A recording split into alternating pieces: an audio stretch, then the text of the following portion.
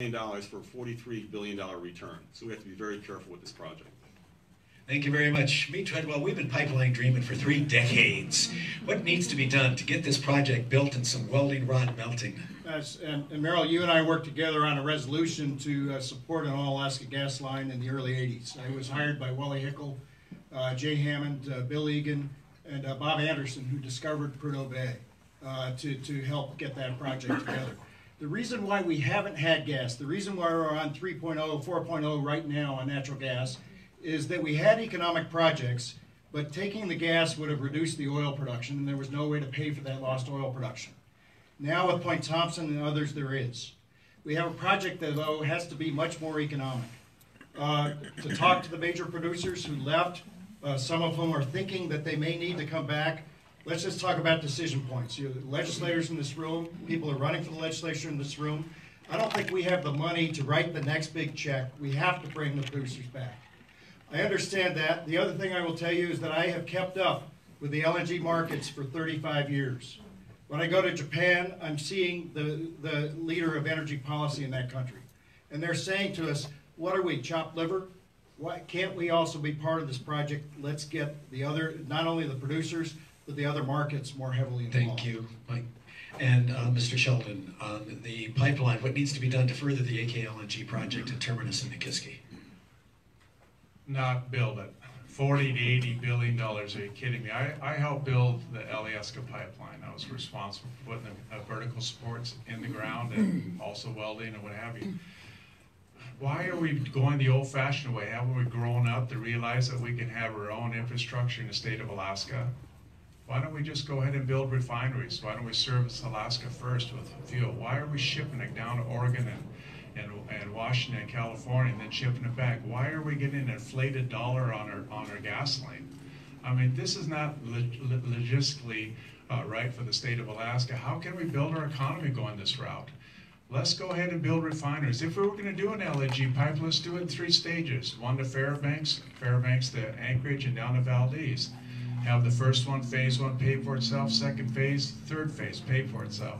But I don't want it because we're going to have Chinese labor, Chinese steel, and we're going to have Chinese oil. It should be Alaskan owned. It should be for Alaska only. Thank you. Thank you, Michael. Hold on to the microphone there, because this is rather a follow-up question. But as governor, would you be willing to codify the operational needs of the AGDC through statute by titling them as a formal public corporation, as mirrored in the oversight in the Alaska Housing Corporation, Alaska Railroad Corporation, and the Alaska Permanent Fund Corporation? The state of Alaska is not a corporation. We're a government. I think we need to realize that we're not a bank. You know, we're not one that needs to go down that route. I think it's important that if we do, we should allow corporations, yes, to be incorporated in LNG pipeline, what have you, as ownership, as we take bids out for it and have people invest into it. But I think the state of Alaska needs to stay a government. We need to stay sovereign. We need to protect our own interests of the state. We don't need to be followed by the government in the United States of America so much as our sovereignty to protect it. Thank you. Okay, and B. Treadwell, your views on codifying the operational needs of the AGDC through statute?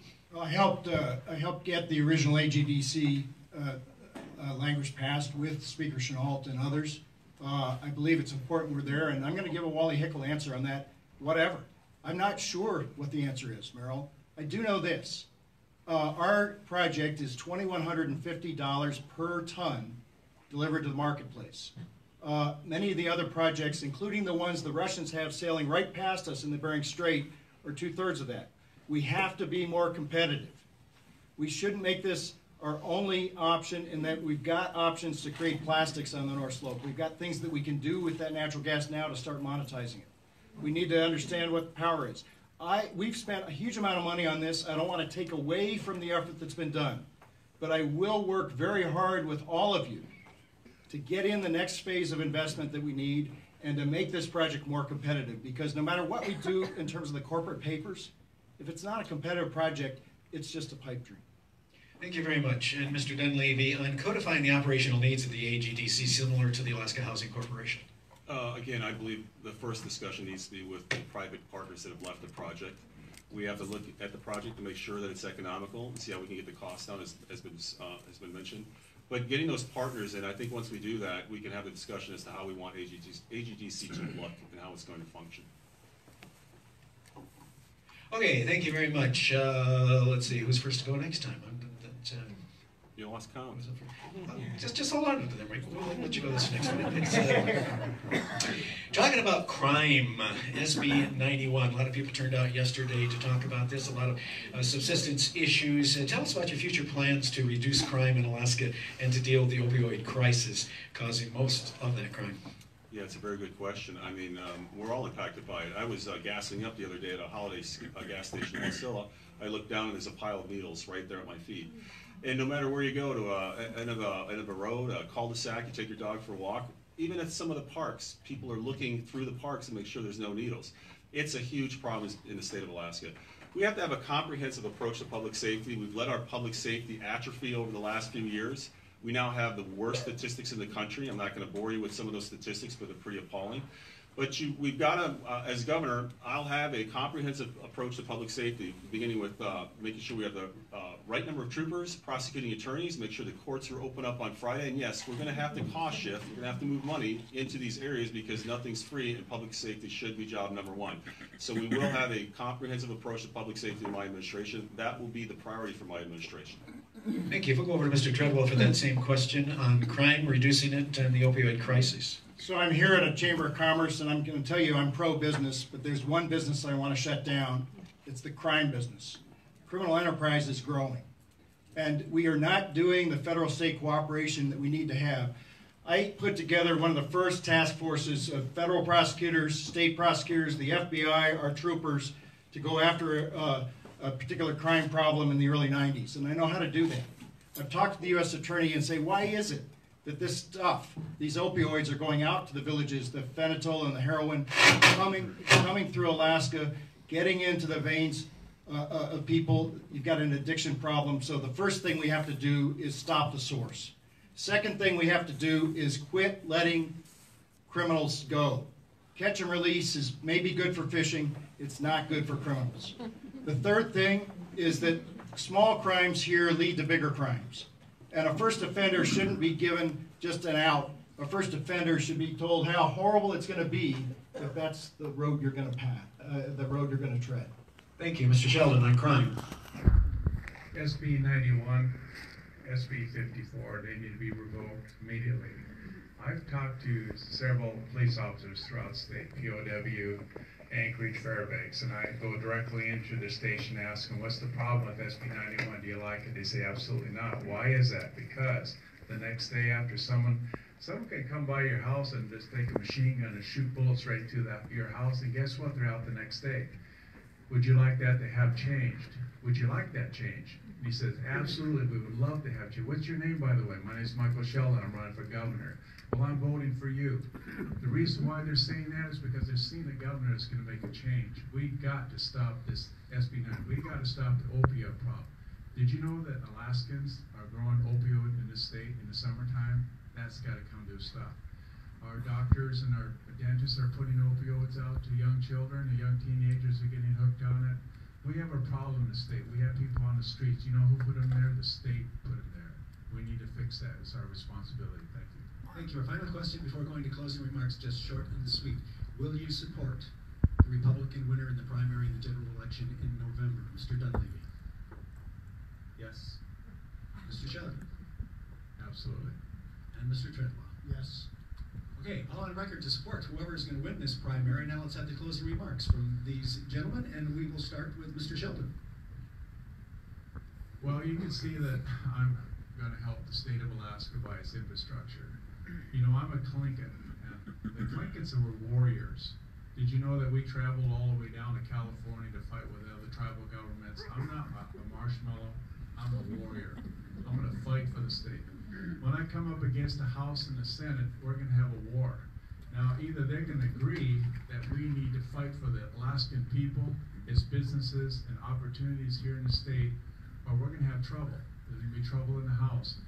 I'm not going to sit there and allow things to happen just because people think it's important to happen, like special interest groups and lobbyists and what have you. I believe there should not be lobbyists in the Capitol building. I believe when the House members come into the Capitol building, they do not walk by a lobbyist. A lobbyist should be outside, just like the rest of them. They can stand out there with the other guys as they're picketing, watching what's going on inside. When you push that green button, that red button, you can be up here in Anchorage in a PFD. And when they're up here in Anchorage, they'll find out that they pushed the wrong button. Thank you. Thank you. Michael Sheldon, Republican candidate in the primary. Mr. Dunleavy, your 60-second closing statement, please. Again, as I started out, we have incredible opportunities here in Alaska.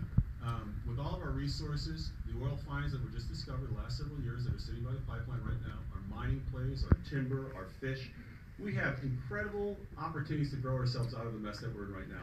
This is not an issue of running out of oil or gold or any of the resources. This is an issue of mismanagement. And I was, you notice I didn't hesitate in saying I'm going to support the Republican nominee because the last 4 years have been some of the most dismal in Alaska's history. Crime rate, educational outcomes, unemployment, you name it. We didn't run out of resources, we ran out of good leadership and good ideas. You can compare Venezuela to us to Iceland. Venezuela has resources like we do. Iceland has better management than Venezuela, and we do at this point. Get better management, get better leadership, better policies, put our resources to work, and Alaska will be back on track. I respectfully ask for your votes, starting today, if possible, and going into the general. Thank you very much. And Mr. Meade Treadwell, sir, your final 60-second closing remarks. First off, I'd like to thank you for the support that I've gotten here in the Kenai Peninsula in the past. When we got into the race, it was tremendous to have support from Speaker Chennault, Speaker Phillips from the Kenai Peninsula, former President Clintillion. Torgy had to take his name off because he took the federal job, but he was encouraged there.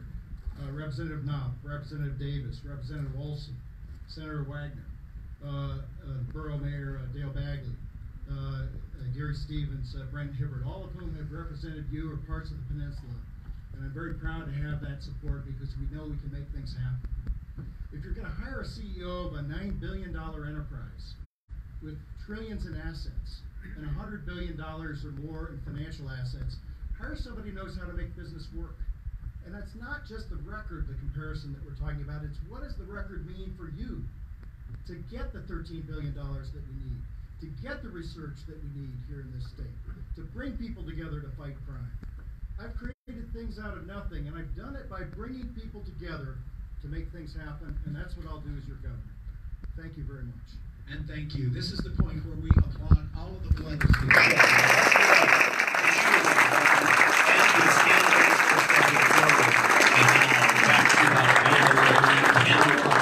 All right, I'll take my.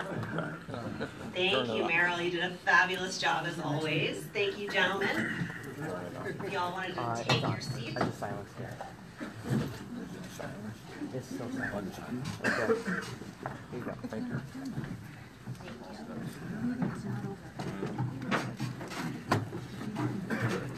All right, so we are up to announcements from the floor, and Shannon told me to try to keep this to about 1:05. I'm not wearing a watch, so somebody flag me down when I'm getting close there. So any announcements from the floor? Brandy. Let's do the first one up, then you remember the first one and the last.